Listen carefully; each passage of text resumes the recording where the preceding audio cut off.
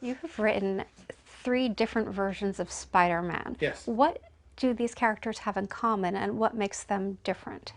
There is always the constant theme of with great power comes great responsibility. The statement that was made not by Uncle Ben, as he was in the movies, but instead by the narrator back in Amazing Fantasy 15. If you go back and read that, it says that right in the caption. You know, Peter Parker is the first. He's the guy, the main guy. I've written him in, I've written Amazing Spider-Man, I've written Peter Parker, the Spectacular Spider-Man, I wrote Friendly Neighborhood Spider-Man. So Peter is a wonderfully fascinating character with many layers. When I created Miguel O'Hara, Spider-Man 2099, I deliberately zigged everywhere that Stan Lee and Steve Ditko zagged when they created Peter Parker. Peter was a standard white, standard issue white guy. Miguel O'Hara is a combined ancestry of Mexican and Irish. I picked two backgrounds that did not seem to remotely go together and combined them.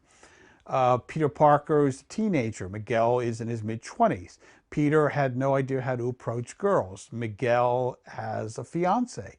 Peter was an orphan. Miguel has a mother. Peter was an only child. Miguel has a brother. You know, I tried to make him as different from Peter as I could in terms of his superficial aspects, nor did he really realize or understand the fundamental aspects of with great power comes great responsibility the way that Peter did. It took Miguel something like 10 issues to come to the realization that Peter managed to realize in something like 10 pages. But, you know, Miguel was going through a much more involved personal journey in terms of his discovery.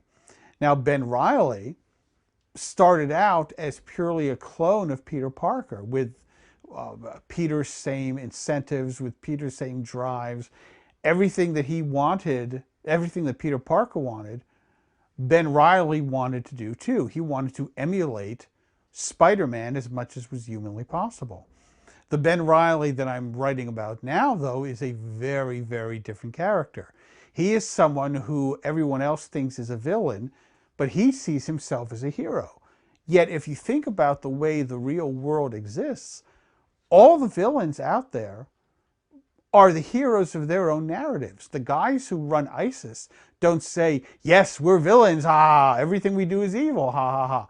They have their reasons for doing the things that they do that to them are as justified as the things that we do.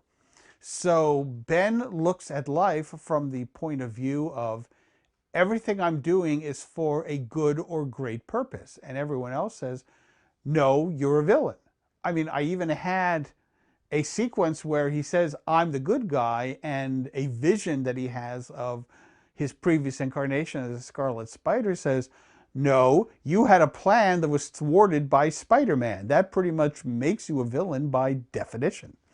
So, you know, those are the similarities and the differences.